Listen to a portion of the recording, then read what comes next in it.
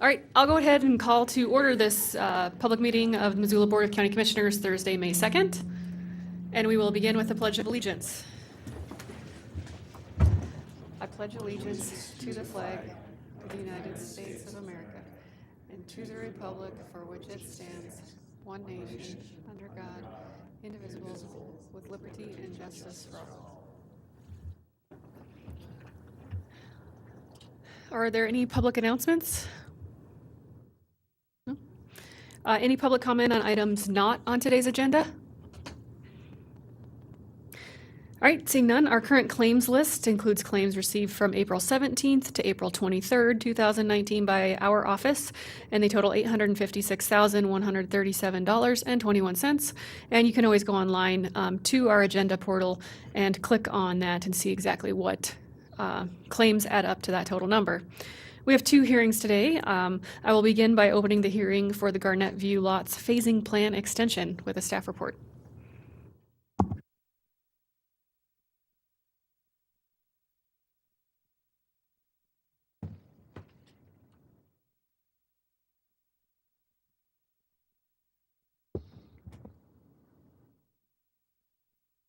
For the record, I'm Tim Worley with CAPS, and this is Garnett View Lots, a phasing plan extension request from Nathan Smith.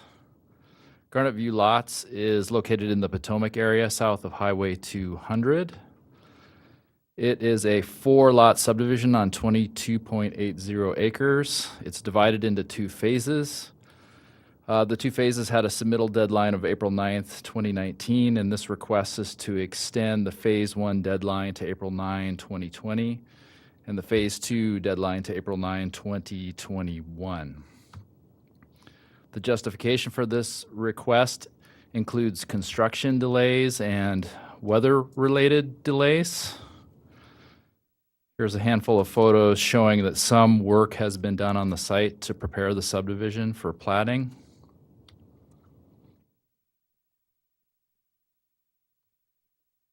Staff's recommendation is for approval, and the motion is at the bottom of the page, that the request to extend the phasing plan deadline for Garnett View lots be approved based on the findings of fact in the staff report.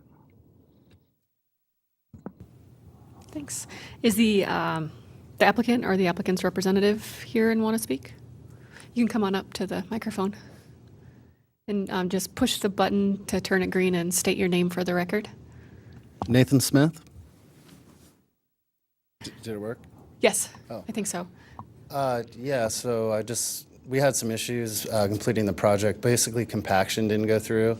And then also there was a telephone pedestal that had to be moved by Blackfoot, and they were scheduled out a long ways, so it kind of just compiled to the point where we couldn't quite get it done last year.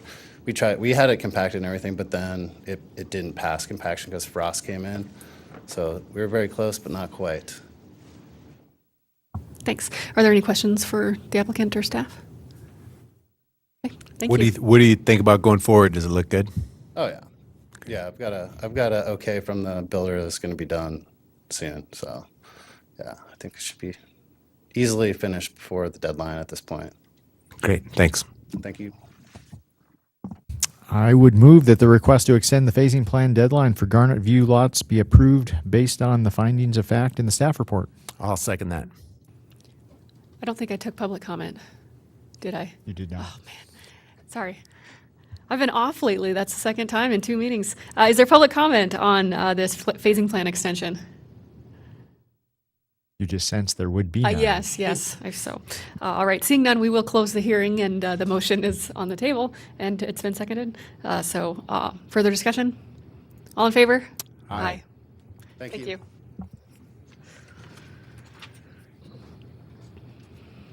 All right, and then we have the Missoula Area Mapping Project, a continued hearing that we will reopen with another staff report.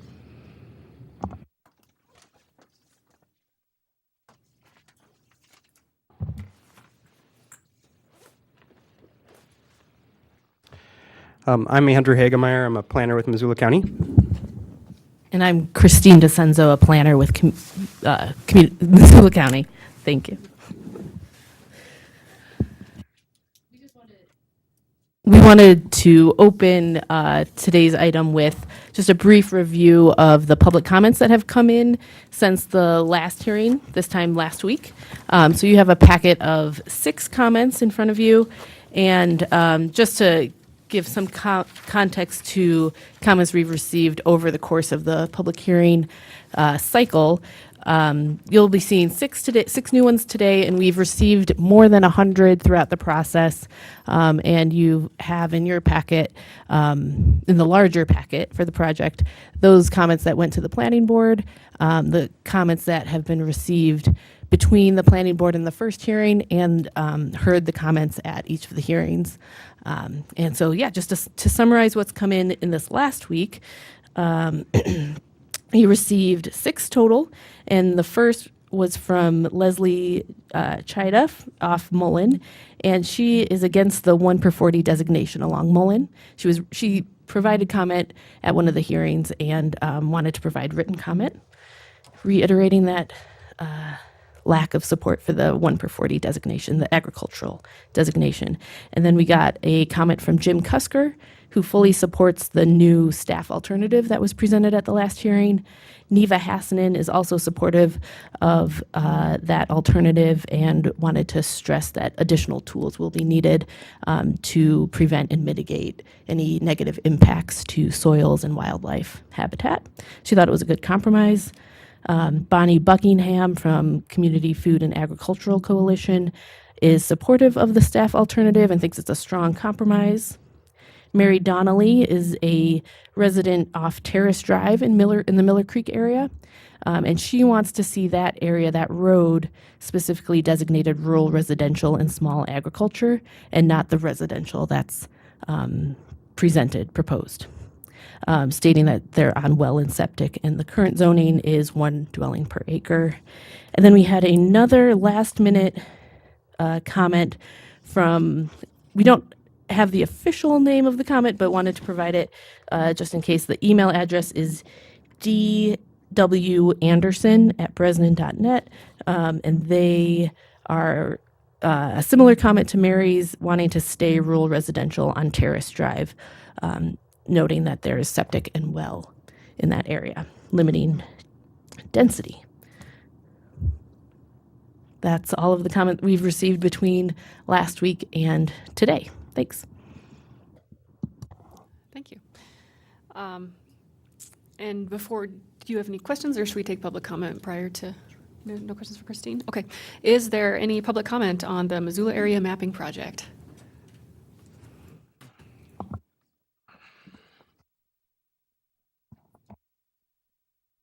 On. Jason Rice, Territorial Landworks, for the record. I am speaking on behalf of a buyer purchaser for the UHAS property that you guys discussed at last meeting, and then additional clarification was provided by staff. I just wanted to kind of reiterate some of the reasons, because I listened in on the video as what was explained, and I kind of wanted to kind of bolster that a little bit more. The argument that we've brought forward is that the growth policy is really it's a planning tool. And so it's already zoned residential on the entire acreage. So when we take a look at residential 1 dwelling unit per acre, the growth policy wouldn't prohibit somebody from building a home out there today, or building 5 homes or 9 homes out of the floodplain.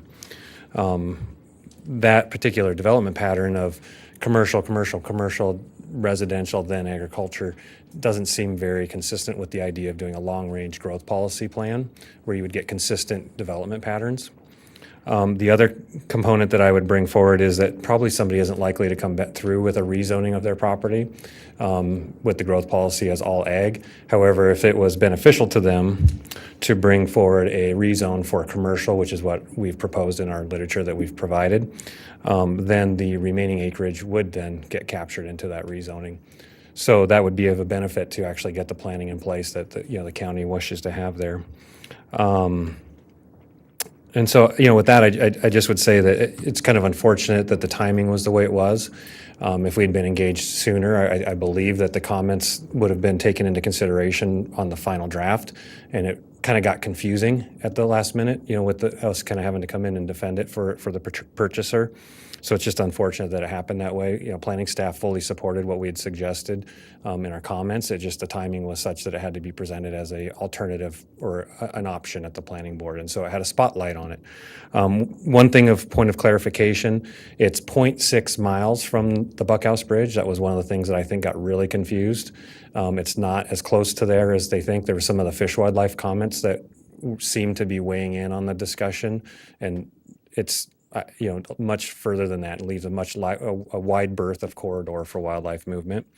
The other thing is there's a public comment that I read in there from Dick Richardson, who owns he's one of the owners of the Blue Mountain Veterinarian, and they've tried to do many agricultural things on that property, and it still has cockleburs and knapweed, and he sprays it every year, and it's kind of a losing battle. They've never been able to do much with it as far as production goes on that property. I would say, just as a member of the public, I also believe that parcel should be included because it's outside the floodplain and their business is a commercial business. It just happened to fall within that agricultural of that ZD.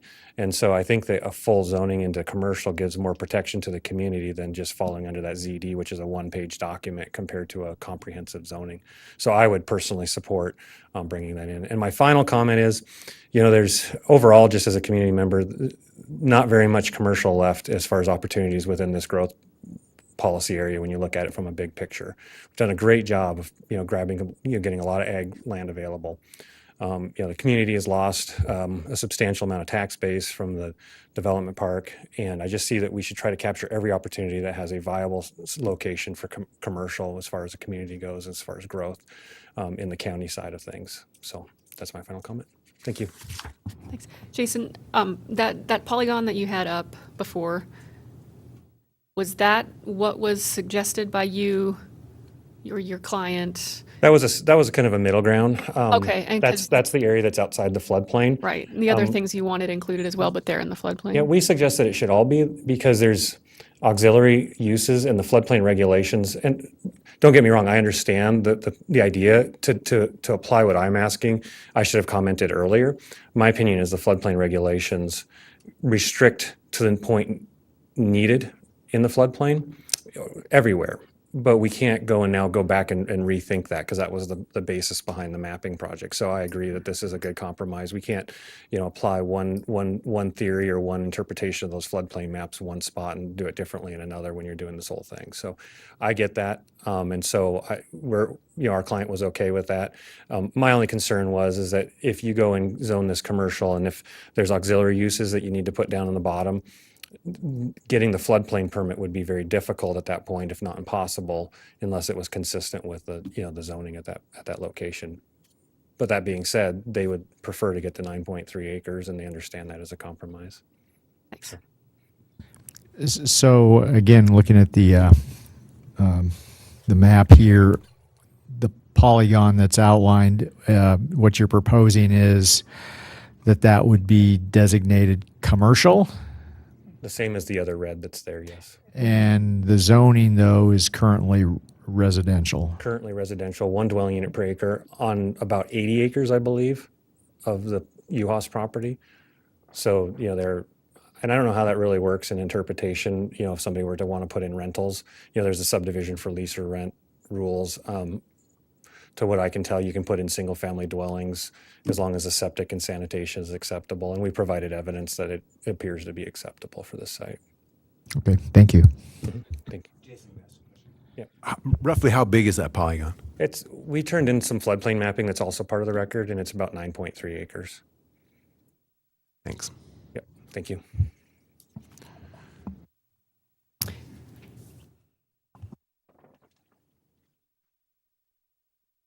Just to piggyback on Jason, Alan McCormick with Garlington Lana Robinson. He represents the buyers. I represent the sellers of that parcel.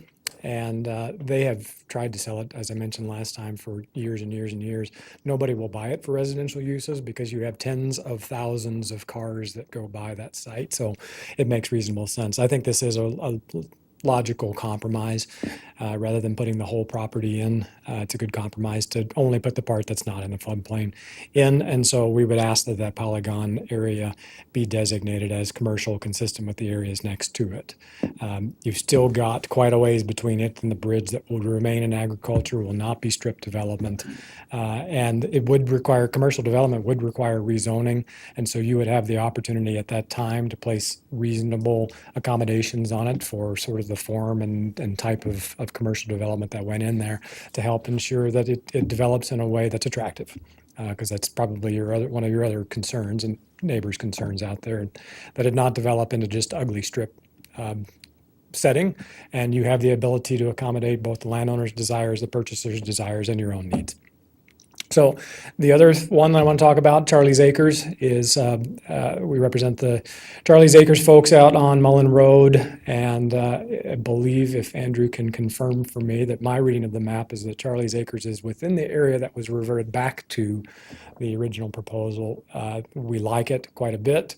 I think the language about clustering and the additions to the text are excellent and do support that change. The third one, my neighbors Pat and Pam reminded me after the meeting last time that in my rambling I wasn't very clear about my position on the Den Bleicher one.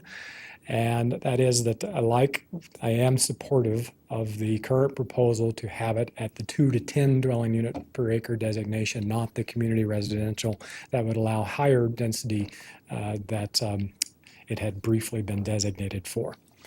Appreciate your time, and again, I want to reiterate how great it feels to be heard and the great work that Andrew and Christine have done in terms of continuing to analyze this, hear the public comments, and respond back with things that are great compromises. So I thank them and you for that. Any further public comment?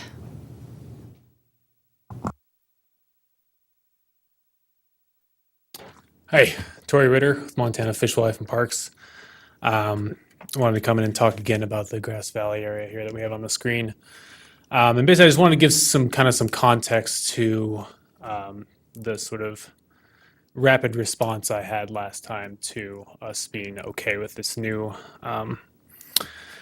arrangement for the land use designations. And I think maybe just giving a little more detail into how our process went with this might help with that. So I've spoken several times about how we had this kind of group of biologists and managers get together and come up with these recommendations. So, that initial meeting was basically just the maps on the screen. We all had our computers out. We had all these people with all this knowledge, and we came up with these ecologically important areas that went into our original recommendations. So once we had that initial meeting, basically how it works within Fish, Wildlife, and Parks is we're always working together as a team. But for specific projects like this, someone takes the lead. And for this one, that was me. So I took pages and pages of notes during that meeting, all of the lines we drew on the maps, and I went back and basically brought up all of these land use designations within a GIS software and went through basically polygon by polygon and came up with those recommendations that I figured matched up with these ecologically important areas that we had identified as a team.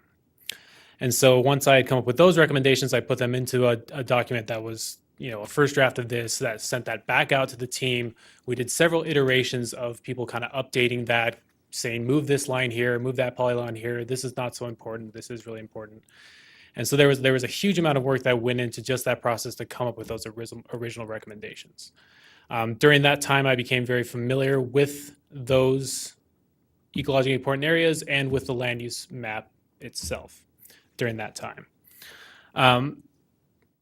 So moving forward to the previous hearing, where Andrew went through their process for, well, if we can go back even one more hearing than that, when a lot of the landowners in that area had come up and given testimony about being upset about the land use designations not necessarily matching up with the zoning and things like that. I was sitting in the back kind of thinking, maybe that was heavy-handed and maybe there is a compromise to be had there. So when I came back to the previous hearing, and I saw the process that Andrew went through and their team going through, what are the previous land use designations, what's the current zoning, what's actually developable, what's floodplain, I was really impressed, and I thought that was a great process for doing that and for coming up with that new map. So when that came up on the screen already, I was thinking, that's a great way to come up with a compromise and, that was kind of alleviating the heartburn I was having about the testimony a lot of the landowners had given. So when that came up on the screen, what I immediately did is I had this map in our hand, which is our original recommendations, and I brought up our internal mapping software that FWP has, where I can overlay,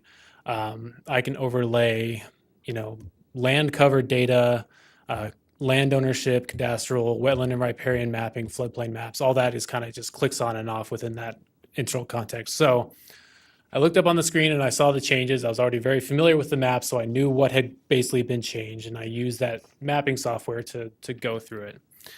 And what I also did is I looked at our original maps, which have these sort of tiered recommendations. We have the yellow outline, which is like the big landscape scale. If Fish and Wildlife were the only consideration, this sort of yellow area would be what we would want to protect. In orange, we have what we consider would be sort of the compromise. What would be the best way to maintain the ecological integrity of that particular area, while still accounting for the fact that Fish and Wildlife are not going to be the only issue that comes up. And then in red, we have the last stand critical. If nothing else, we have to protect these areas that are in red. So when that map came up, originally I went to this and I saw that within that orange area, this was doing a great job of still reflecting the value of those wetlands and those riparian areas, also providing a little bit of buffer around them, because really no wetland or riparian area is any good if you don't have an area around it that's protected, so that those inputs aren't going directly into the wetland. So, initially I had their process that they went through, I thought was really great. I saw that within the orange area, they did really well of still protecting that particular area, and then also considering the testimony that were given by private landowners and things like that. So I was fairly rapidly and easily able to come up and say that, yes, this conforms with what we were hoping to get from FWP in terms of protecting that movement corridor, protecting those wetlands, and protecting that wildlife habitat. So that being said, I mean, there was, one or two specific polygons where I still had concerns, but I knew that those polygons had already been the target of Audubon and other conservation groups and land trust organizations in the past. So I didn't feel that it was a good idea for me to come up here and single out a particular landowner and say, okay, good with the map, except this landowner, we still need to change that land use designation. That's something that we can address through our own relationships with the landowner, or through working with conservation organizations, land trusts, and things like that. So all that's to say, that's why I felt like I was able to come up here and very rapidly speak for that group that we had gotten together to come up with these recommendations, because I'm familiar with the map, I'm familiar with their recommendations, and I was able to very rapidly assess that because of the amount of time that we've already put into it. So I just kind of wanted to, because I felt that it reflected maybe on our comments overall, that maybe we were just going along with whatever the county said. There's a lot more behind it, and I think my ability to comment on that quickly should be more of a should really show the amount of work that already went into it, and not necessarily the amount of work that I was trying to avoid putting into it, if that makes sense. So, so with all that being said, I do just want to say that we do support the new arrangement in the Grass Valley. We think it's a great way to come up with a compromise like that, still protects those wildlife values, and will of course continue to work in other ways to make sure that that movement corridor and that wetland complex and that grassland area is protected in the future. So thank you. Thanks. And of course, I am around if you guys have any other questions for the rest of the time. So. Any further public comment?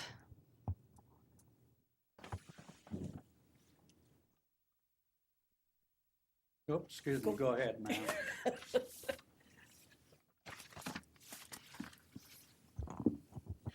My name is Peggy Morrison, and I'm here on behalf of the Target Range Homeowners Association Executive Board. Fred basically covered our concerns at the last meeting, and I just would like to point them up once again. I admit I have not looked in the document to see how this has come out, so this can be either taken as support of what is now before you or an encouragement to change the wording a bit. The neighborhood plan shows more detail in terms of which areas are zoned for 1 dwelling unit per acre and which areas are zoned for 2 dwelling units per acre. Those distinct boundaries should be shown in the proposed land use designation for rural residential and small agriculture, in the small agriculture map, rather than combining both into the proposed density designation, which states residential density ranges between 1 unit per acre and 2 units per acre. And I think the language that I just quoted really leaves things open to be determined at the time. There were distinctions in a neighborhood plan that specifically said, this is a 1 per acre area. With the wording here, we see the possibility of someone coming back and saying, well, this area could be 1 unit. We could also do 2 units. The distinction is very important because of the resources identified in the neighborhood plan as at risk, including important ag soils, riparian areas, steep slopes, and open space cornerstones. The aquifer beneath the entire neighborhood and the irrigation infrastructure. These at-risk resources should be protected by using the land use tools identified in the neighborhood plan. Second issue, the same proposed land use designation for rural residential and small agriculture also states density bonuses may be available if development is clustered to avoid important natural landscapes and waterways, agricultural lands, fish and wildlife habitat, and movement corridors, or if providing public facilities such as public access or trails. Density bonuses are an anathema to the residents of Target Range and could easily cause much more harm than good. In the neighborhood plan, we proposed protection of the resources just mentioned by the use of land use tools such as conservation design and through recommended zoning changes.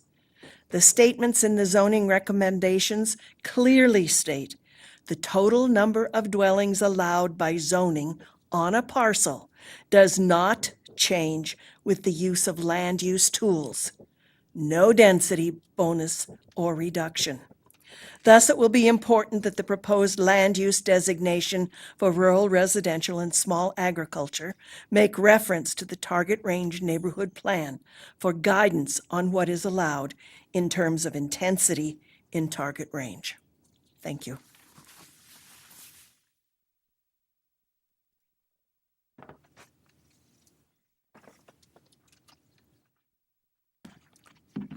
Thank you. I'm Fred Stout, 10635 Mullen Road. And I am speaking in favor of the agricultural and open spaces. I think a majority of Missoulians and county residents, citizenry certainly appeal to that. And I do also congratulate you on the basis of being flexible enough with input to change things as you go with public input. What I don't think is reasonable is that the commissioners and planners with a broad brush of green along Mullen Road, Grass Valley corridor can be specific to each individual property owner needs.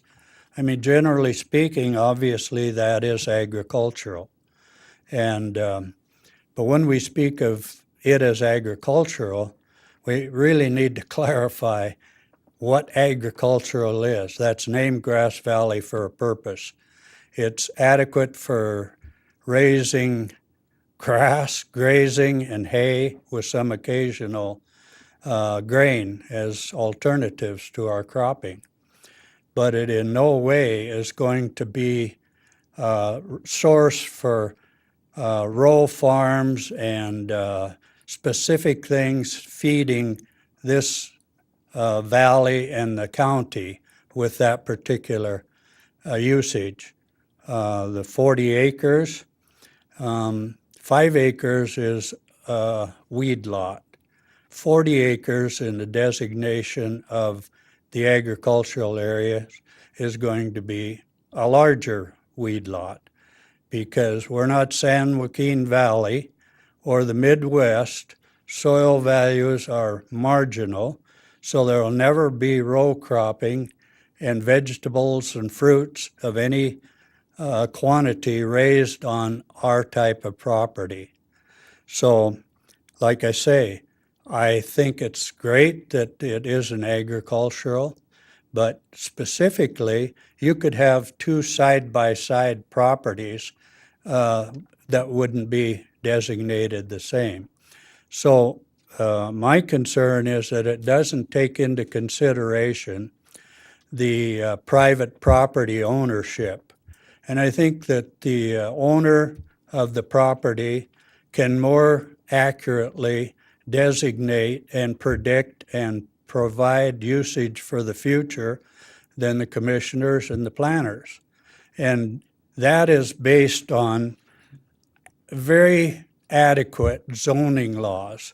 We don't have to be fearful by taking out the one house per 40 acres that it's just going to go hog wild in any specific unplanned direction.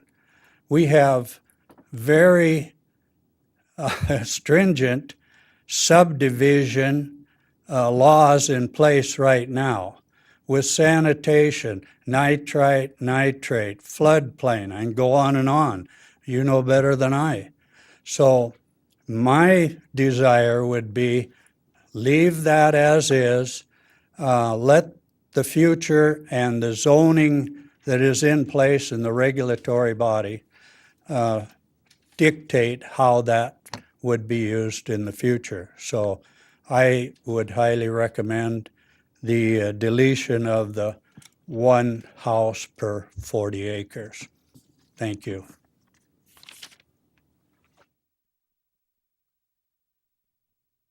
Any more public comment?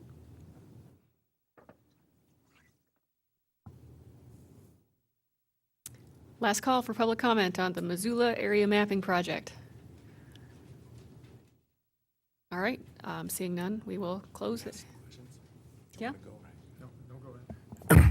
Andrew and Christine, could you guys address the UHAS property and what the current version asks?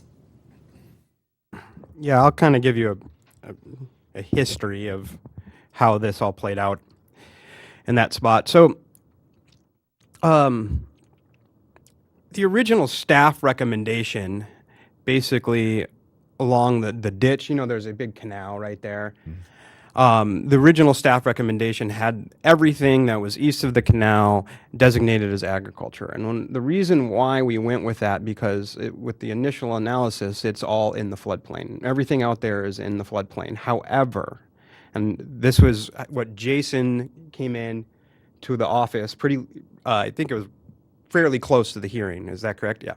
The public hearing with the planning board and said, hey, yeah, it's designated as this zone X or something like that, the 500-year floodplain in this location. However, because this detailed mapping had been done in the past as like LiDAR mapping or something where the elevations are super accurate in this area, if you're in the 500-year floodplain, you actually are not you can be outside of the areas that are regulated by the floodplain. This is an anomaly. And I didn't know that, so I went to Todd, our floodplain manager, and I explained what I'd heard from Jason, and Todd said, yes, that is correct. In this location, if you were in the 500-year floodplain, we do not regulate you. So that changes everything for us because we regulate the 500-year floodplain everywhere else. So now we don't have that constraint like we do in the other locations in the valley. And so, yeah, the applicant, or I mean, the comment originally was to designate the entire portions of those properties along there as agriculture. However, there is still floodplain, and so staff recommended, based off that comment to the planning board, to do this, what you see here. So this was what we recommended to the planning board. And then the planning board. And Andrew, just to be clear, what you recommended was that that this be commercial, the polygon that's lit up here. Yeah, yeah. And the planning board went through that process where they kind of discussed everything, and for a number of reasons didn't include this polygon. There. So that's kind of the history. Plenty more questions. I'm free here. I'm here as long as you need me. So what's your current recommendation? What's the current staff I recommendation? think we would stick with the original staff recommendation we went to with the planning board. And is that in the land use element right now? No, what you would see if you looked online is you would see that. So you would need to make a motion to change it there. And your rationale for that being commercial rather than residential? I agree with the comment that it's the residential has very little use in that location. Yeah. You could say, okay, well, how about we designate it as 1 unit per acre residential, which would reflect the current zoning. So instead of red, that would be yellow. But I tend to think, well, they've made a compromise by saying, hey, it's okay to stay outside, to not designate the whole property commercial. We're okay with that 6 or 9 acres being commercial on the highway. And with pyramidal zoning, would residential be allowable in the commercial? Yep. Yeah, someone could do residential through all that red there. Well, actually, no. Okay, it would have to be rezoned into a county Part 2 zoning district to be eligible for the pyramidal zoning, because this is that weird Part 1 zoning out there. So they would have to request to become part of the other statutory zoning component that we zone under. So it wouldn't immediately happen. They would have to request a zone change, and you would have to approve it. Okay. Yeah. Do you guys want to talk through kind of the specific issue areas and make amendments as we go? So should we do, does anyone want to make a motion on if they want to amend this or not? I would make a motion to go back to the previous staff recommendation of having this polygon in the land use element as commercial. Great.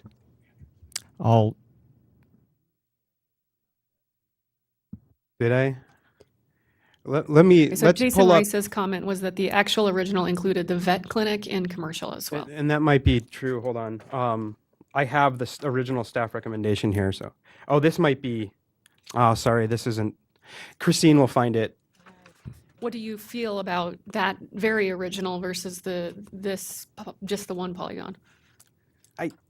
If that was what it was. So if I remember correct, the floodplain is almost like right here. So it would look something like this if that was commercial. It has a veterinary clinic on it right now, so there is a commercial element to it. It was removed by planning board? Yeah.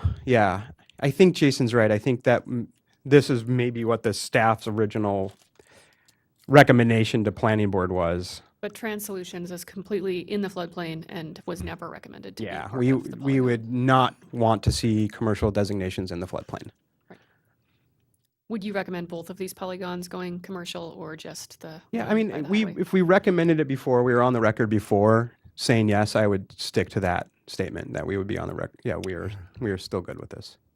So are there unintended consequences, though, by doing so here, which I'm assuming is one reason, at least a reason, why the planning board might not have wanted to see that commercial?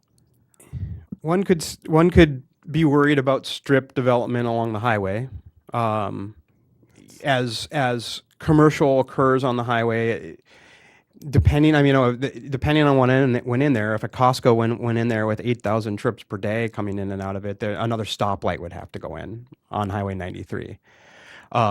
However, there are potential opportunities to have a frontage road there as well and still use Blue Mountain. We've looked at this, and there's a road that runs right here, and that easement basically runs along this line all the way to the U-Haus property. So it could theoretically, whose property is that? Right in the middle? Yeah, we don't know. Transolution right there. This road can continue. There's an easement right here for this road to continue. So theoretically, it does end here, but theoretically, you could perhaps get an easement and break it all the way over, which would mitigate those concerns. Because it would about creating a new traffic light. It could direct all that traffic back on the Blue Mountain Road, but it's a risk. I mean, we can't guarantee that will happen at this level, at this planning level. So right now, though, what is the polygon that's highlighted, zoned?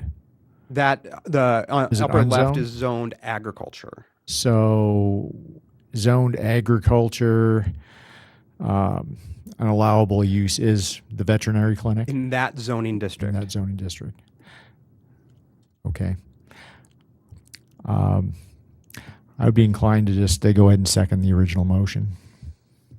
And I would just say that with one caveat, and with all due respect to my friends in Ravalli County, the one thing that I want to avoid is what we have seen played out on Highway 93 to the south, where you just have kind of a continuous wall of sprawl and hodgepodge development. I think what we're proposing here is a compromise to allow some incremental additional commercial, but still have a buffer between there and the river. So your motion, though, was the original, which was both polygons, or were you only referring to the one on the right-hand There you side? go, that That's what you moved, and that's what you intended to second. Okay. Is there any further discussion on that? All right. Oh, Mr. so- Rowley, may I add a supplement to my comments? Public comment is closed. Pardon? Public comment is closed. This is time for the commissioners to discuss. When did it close? I'm sorry, I didn't. When I was asking for public comment, and then there was no more, and I closed the hearing. Okay, come and sneak in real quick. That's against the rules. John, can I do that? Well, can we it about this? finish this first, and then if you were going to add to your own stuff, if you'd let us finish this first, that'd be great. Sorry, I didn't mean. That's all right. That's okay. We'll do this, and then you can come back. Okay, thank you. Special exception just for you. I would be fine also adding the other polygon, but I'm also not opposed to the motion. So all in favor? Aye. Aye. All right. Motion passes. Okay. Go ahead. I've got a question, either Christine or Andrew, on the Terrace Drive comments that we've received. Could you pull up where that is and just what all is being suggested there?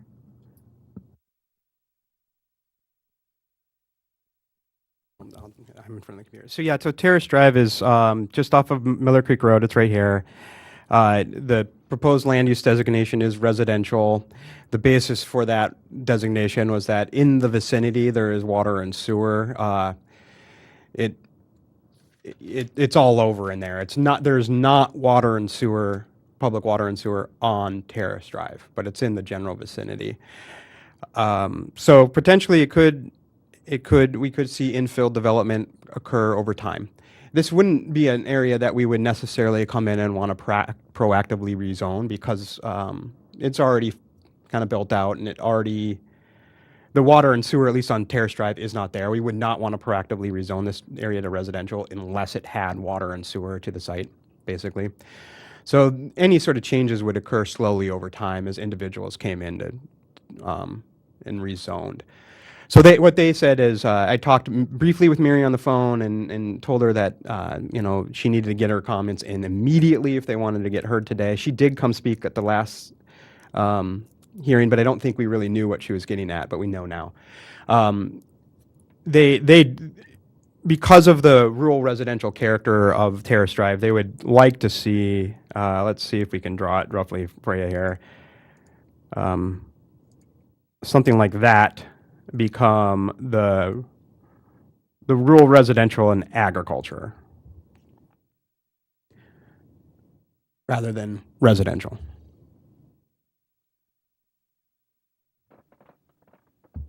No? Okay. Thanks. I'd be interested in talking about both Desmet and the Den Bleicher subdivision and Grass Valley, of course, so whichever is easiest to pull up. Let's go out to the cement location. Here on, it's on Highway 10 and Roller Coaster. So I think I made it pretty clear in the last hearing that I'm supportive of leaving this as an industrial zoned area. As Jason mentioned, we don't have much commercial space, and we have done an industrial lands survey, and we also don't have a lot of industrial space, and this was meant to be industrial for the past 20 years, and I do not think that now we should be changing it. I also think that there was a misinterpretation of what this tool would do as far as them trying to get access to their school with a pathway. I don't feel that this land use designation precludes that, and that doing a different designation would fix that. Do you want to, can you pull up the original? This would be the staff or the planning board's recommendation. And the land use designation there was what that we were just looking at? That it's what's called community neighborhood center, which is a mixed use, so residential commercial designation. And it was originally And it's slated as- staff's original proposal to the planning board was this, which is industrial. I would agree with Cola on this. I feel like listening to the testimony last week, the concern was for a pathway to the school and a safe passage along the highway. And I don't see that the change in zoning really answers either of those issues. And I agree we have a shortage of this type of zoning. Yeah, I concur. Everything that I heard in the comments last week related to pathway, shared use path safety, which I think could be accomplished regardless of what the land use designation is here. So I'd be willing to make a motion to revert back to staff's original recommendation for industrial for this particular parcel. Second that. Further discussion? All in favor? Aye. Aye. Okay, and then we'll go on to Den Blaker. Sure. And this is just off Highway 93, north of the Y, Waldo Road, and the George Cates Boulevard. This was the original staff recommendation to Planning Board. And then Planning Board recommended this. So it changed it from neighborhood center, which is 8 units, per acre or greater, to rural residential and agriculture, which is that 1 unit per 2 acres up to 1 unit per 10 acres range. So if we wanted to keep it as is, no motion would be required for this particular You wouldn't make a motion. item. I know I'm alone on this, but I just have to put it on the record. I would move to go back to staff's original proposition. I think for future growth, that makes a lot more sense to put it back to staff's original. So I will move that. And it dies for lack of a second.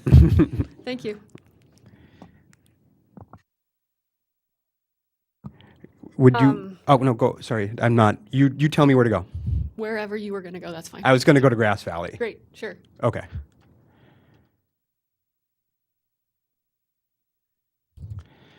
So I don't have the sheet. I don't have the files for the Google Earth for the staff's alternative, but this was what the planning board recommended.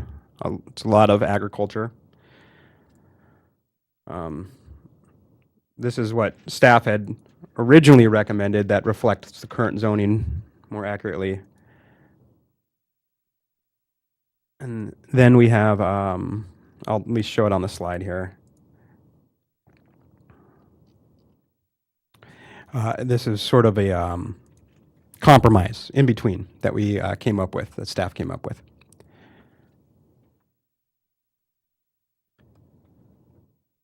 Comments on that from?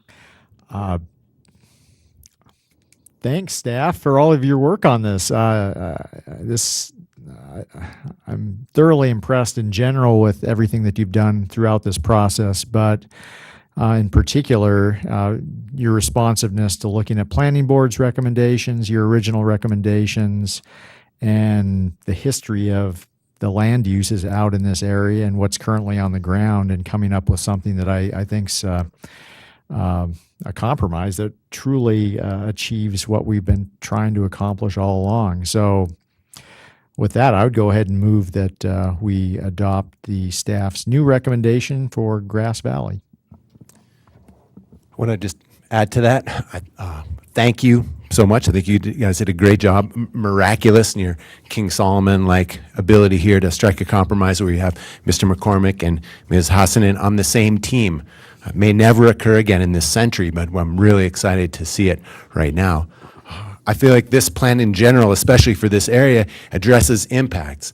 The impacts to development on agriculture, and then in kind of a meta way, addressing our impacts to address that. And that we've blended here a concern for existing entitlements, landowners' expectations, and what we feel we will need in the future in terms of ag land. So well done all. And I'll second. I would echo that. Not only is it a compromise, it's not an arbitrary compromise, it's a compromise based on a lot of things that was very thoughtful, and it makes a lot of sense. And so I really appreciate the time that you put into this. I think it's great work. And sir, was this what you wanted to make one further comment on?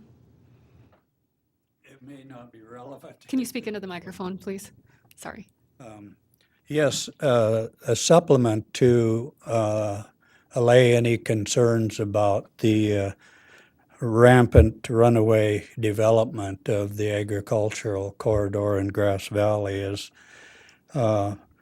we have demonstrated throughout the county in the past a very active and effective vehicle for controlling subdivision without dictation from county or anyone else, and that is the open space bonds that have been passed, and is certainly an indicative indicator of the desire to maintain open lands and agricultural. But the benefit of that is it's an ideal way to preserve. You have the citizenry. The citizens have said, yes, I'll pay with pocket to keep open lands. The landowner is in agreement with that by saying, I would like to put my land in conservation easement. And so there's a harmonious way of doing that rather than devaluing private property by saying one house per 40 acres is the rule, and which would become the zoning process, I'm sure, in the future. So I commend that whole process also. Wonderful way to preserve open lands and agricultural lands. So it doesn't seem necessary to infringe on the private landowner to devalue their property.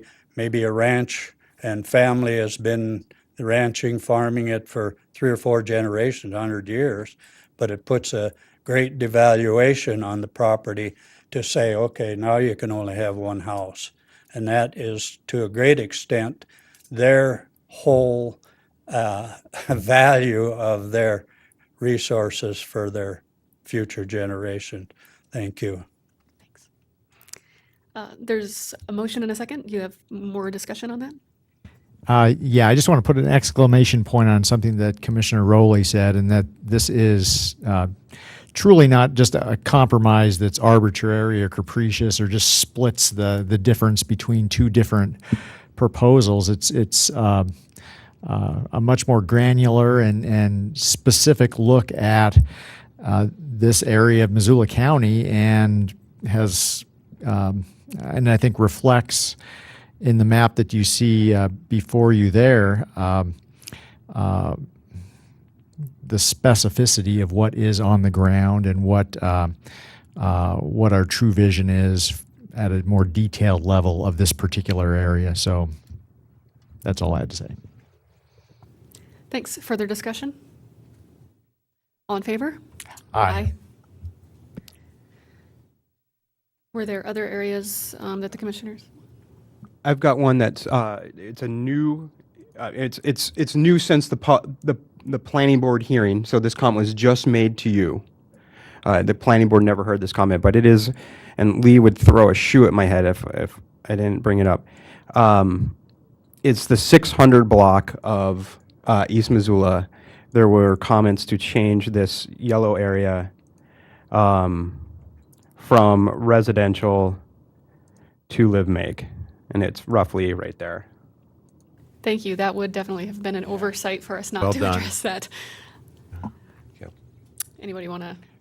And that's not a part of the planning board's recommendation to This us? comment did not get heard they did not consider that not. comment.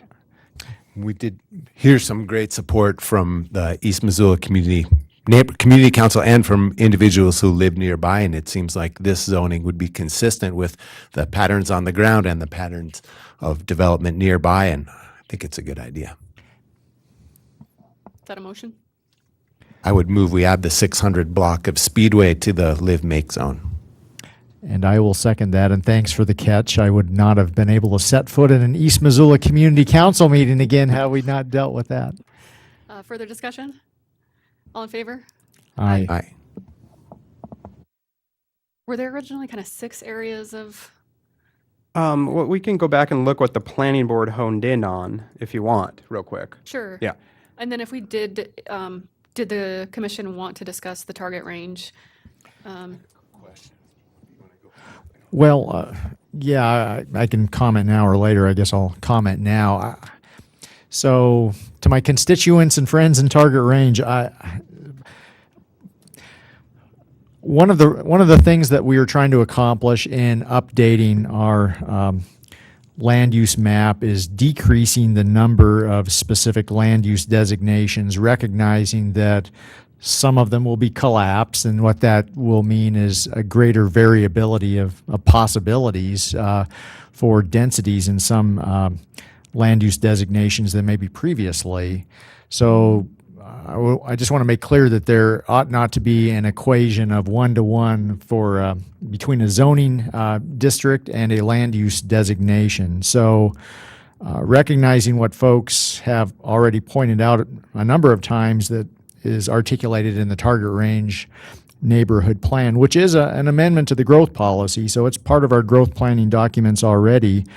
I think that the land use designations that have been identified for the area in question in target range, where I know there's some interest in potentially down zoning, I think that can be accomplished with the land use designations that we have before us here, unless I'm mistaken. I'm seeing head nods yes. You're right that that would, in theory and hypothetically, allow for greater density zoning, but I don't think it precludes what is in the neighborhood plan and what folks have been asking. Correct? Yeah, so the way this works is the growth policy is a general guiding, like big level guiding document, and the neighborhood plan provides more specific guidance. So if we were to talk about future zone changes in the target range area, what we would do is we would first look at the big picture. And the big picture would say this range. And I can understand the concerns that target rangers have that says, well, it's a range and it's just brushed over, and we have this more specific document that has these more specific land use designations, which is exactly accurate. And so what we would do is we would look at that big picture, but then we would also go look at that neighborhood plan. And that zone change would have to be consistent with both documents there.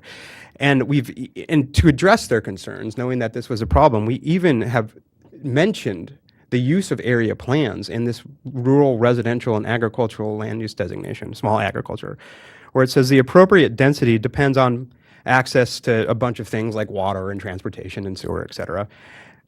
And then the last thing says, and applicable neighborhood plans. So we don't want to just call out target range. We've got, I think, 13 other neighborhood plans that we need to think about too. So we can't call them out. We say it generally like this. They're covered. Yeah, I was going to say, I feel like though the language is broad, and I'll speak to you, Peggy and Fred, I think your concerns are met here, and the real battle here will be in specific zoning, and it might not be that much of a battle because, as Andrew pointed out, in the language of the document, neighborhood plans are mentioned, and this document, the land use element, is not the place to get to the level of specificity you all are looking for, but your goals are certainly not prohibited and may actually even be encouraged by what's here now. Yeah, and I know that there's been concern about density bonuses in certain areas, and that's been mentioned even today. And again, just to tear off of what Commissioner Slotnick said, I think as we enter, and as I anticipate we will very soon be entering discussions of zoning, that is where the discussion needs to happen. Are there zoning districts where, yeah, density bonuses make a lot of sense and are something we want to embrace? Maybe there are others not so much, and I think the word may here is operative. Great, thank you. I think it was important to have that clarification, so thanks. Were there other areas that we are missing that we may want to make amendments? There are some other issues that staff brought up that we really want to be addressed that are text.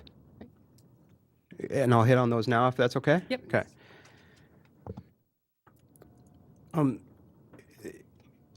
We, through the commissioner's hearing process, we've learned that that the idea of clustering and the design of development maybe wasn't clear enough in this document. It was always the intent that design would be flexible and that clustering would be an incorporated part of the document and in any zoning going forward. We do believe that, like what Fred was talking about, we don't want, even in the agricultural zone, or designation, just 40-acre postage stamps. And that might be appropriate in some locations, but in other locations, what we might want is 120 acres of protected ag land and 4 or 5 1-acre tracts. And so this is the intent, this is the vision that this document was trying to put forward, but that wasn't terribly clear. And I think we got it, Christine and I got it, but maybe other people didn't. So we have these changes, we think, to some of the land use designations in this PowerPoint we presented last week, and I think you have a memo as well that outlines them.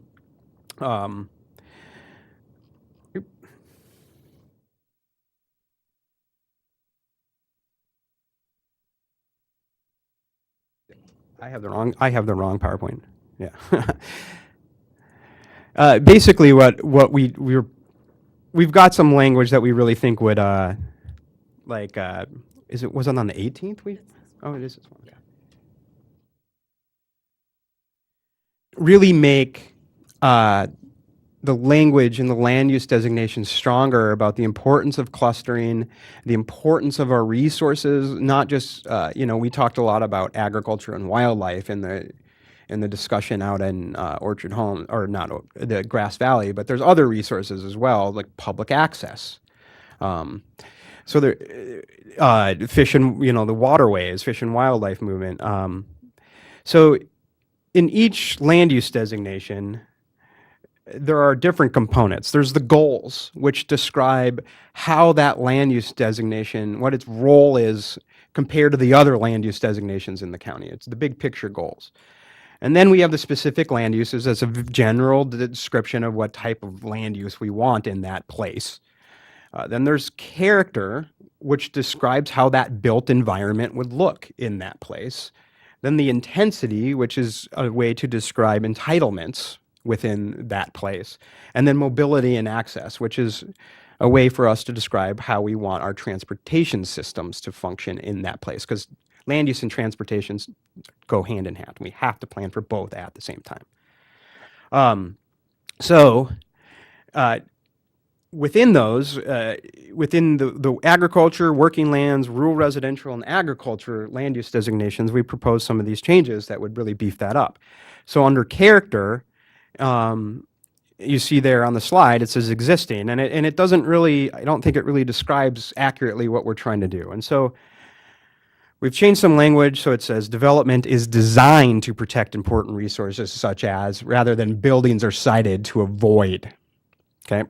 And then at the end, we talk about the conservation design sets aside major portions of the site preservation, clustering development on the remaining portion. So what we're trying to describe is, you've got, say if you've got 120 acres of ag land, we want to see that ag land protected and development occur in just a small portion of it. That's what conservation design tries to do. And then coupled, like the sister part of that, it would be in the intensity section of these land use designations: agriculture, working lands, and rural residential and agriculture.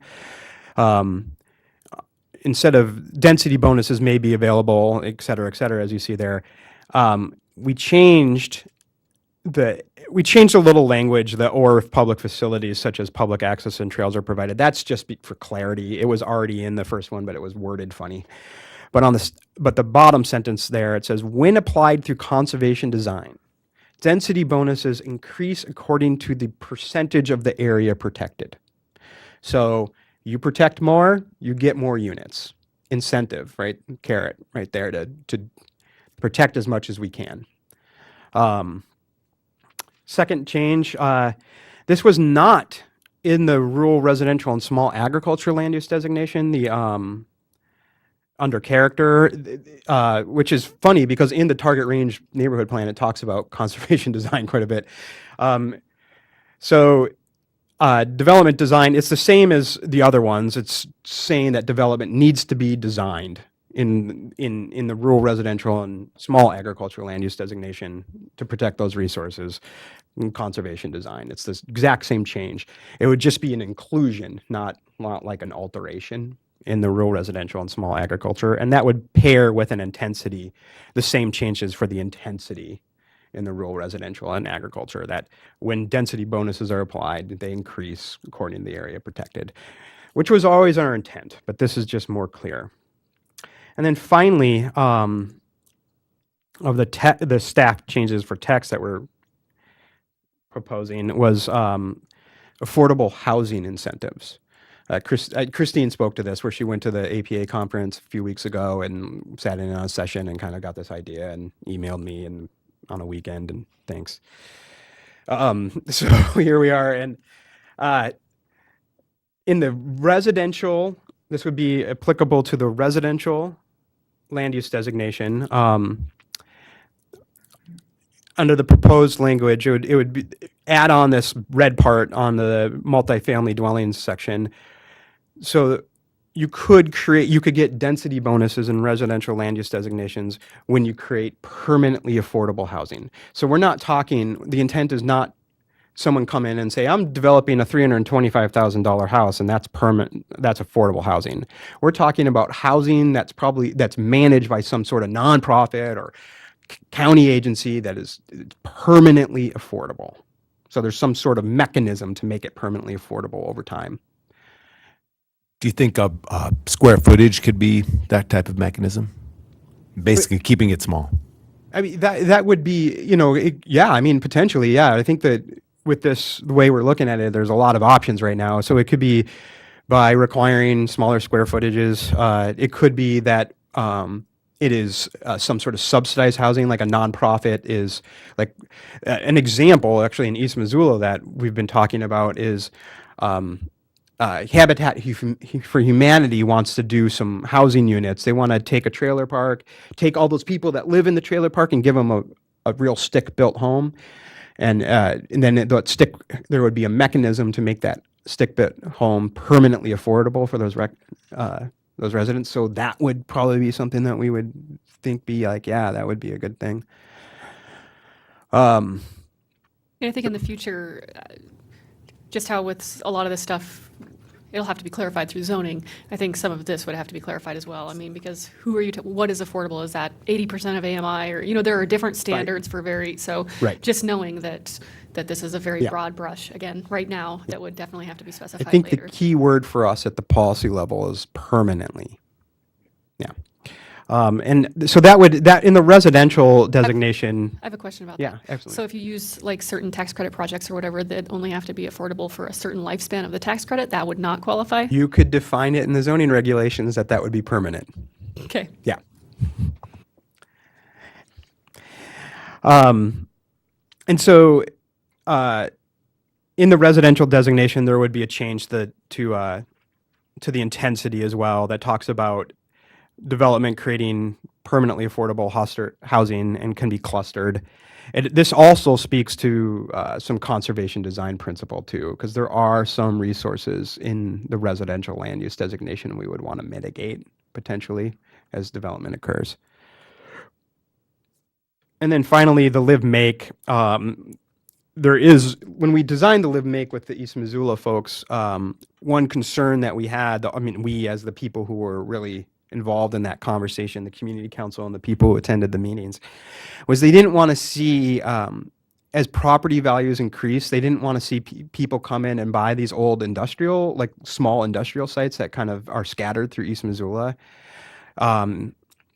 Because and turn them into multifamily apartment buildings. I mean, that's a low hanging fruit right there. If you got nothing but a bunch of old cars on a property, it is really easy for someone to come in, remove those cars, and and put some sort of resident or multifamily structure on there. They want to try to keep those businesses in East Missoula and not get them turned over into apartment buildings. So we didn't include multifamily dwelling in the original land use designation.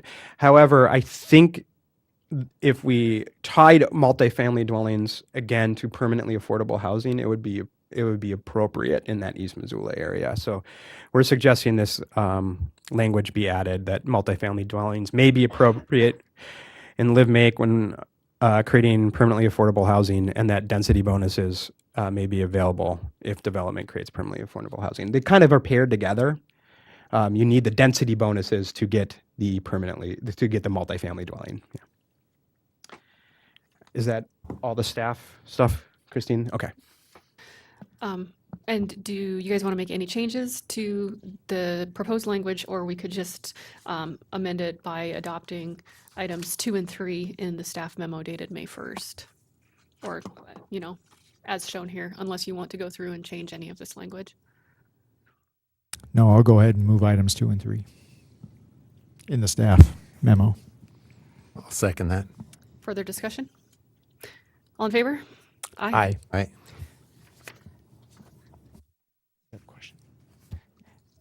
So Christine or Andrew, just to be clear, so the copy edits that I provided you electronically, those will be taken care of. We don't need a separate motion or anything for that. Right. I think the the resolution of intent to adopt includes room for those copy edits. Yep. Okay, thank you. Thanks. But we certainly appreciate you pointing them out. Great. Have we covered all of the amendments that need to be made or should be discussed about the Missoula Area Mapping Project? All right, with that, could you pull up the final motion for the final adoption? I can do this one. Be it resolved that the Missoula area land use element as shown in attachments A and A1 of the staff report and as amended by the Planning Board and County Commissioners be recommended to the Missoula Board of County Commissioners for adoption as an amendment to the Missoula County Growth Policy based on the findings of fact and conclusions of law. I'll second that. And speaking to the motion, first off, some thanks. Thanks again to especially Christine and Andrew and other CAP staff for working on this over a long period of time. This is testament to good planning, taking a fair amount of time if you want to do it right, and I'm super happy with the results. This is a solid piece of work. As a former colleague of mine on the city council of Missoula used to say, Jason Weiner used to refer to zoning as the syntax for land use planning. And I think similarly, I would say when we're looking at this land use element that we're adopting today, it really is the syntax and grammar for land use and the vision for this particular planning area of Missoula County that we've been grappling with for over a year. I think this will be the foundation for zoning going forward. I think you've probably heard from us previously that this commission is committed to implementation and not just having this sit on the shelf with our other growth policy documents, but we want to roll right into implementation, and a piece of that means zoning. So there will be more events coming down the pike that I hope the public will be participating in as far as public comment and input. A big thanks to Fish, Wildlife, and Parks. Your input has been invaluable. There certainly have been times in past subdivision proposals and whatnot where we might have wished Fish, Wildlife, and Parks had weighed in, but we are super happy with, at least I am, with your input and detailed, thoughtful comments on what's before us today. And then just for everyone who's here at this public hearing and previous public hearings before the Planning Board and the Commission, thank you for participating. I hope you feel like you've been heard and that we've tried to make some changes in response to your comments. So thank you. I also wanted to offer a thanks to the staff. You guys did a great job and were super patient over the last 3 iterations and 2 intervening weeks. Now, well done in doing the work and listening to all. And thanks to all the people who gave comment, not who came out in the middle of the day of your work day when you could be doing other things. We really appreciate that. But to all those other folks, too, who sent in comment, a huge number of people had something to say. And I feel like you all did a great job of incorporating those as best we could. Thanks for that. And I personally want to thank you for emphasizing design in this latest draft. In terms of interacting with the built environment, design creates the texture, the fabric, the character of the world we move through. And we tend to speak about land development as 1 per how many acres and think about density. And that isn't what we live. We live with design. And by emphasizing that, you provided us flexibility and the opportunity to really begin to create the Missoula County that we want. So thanks for that. I agree. Thank you, everyone. This turned out really well. So that's great, and it puts us in such a better position. This job is difficult sometimes, and sometimes we're presented with, you pick this or you pick that, and they are polar opposites, and everybody leaves, half the people are angry and half the people are happy. And I think with this, we really showed, mostly thank you to staff, the ability to take these polar opposites and instead of giving a really hard decision to us, listening to people and being creative and putting together something that actually brings people together and that we can all agree on. So I'm really happy with this product because, as we know, a few years ago, the commission was in the position of this versus that, and nobody walked away happy. And so I feel like we've come a very long ways, and I appreciate the work, and I appreciate the public, because we couldn't get here without people telling us what is wrong with it. We would live in a vacuum, and we would make a lot of bad decisions. So thank you for taking the time and making comment to a staff who really listened, and I think it's great. So any further discussion? All in favor? Aye. All right, is there any other business to come before the commission? We will adjourn. Thanks.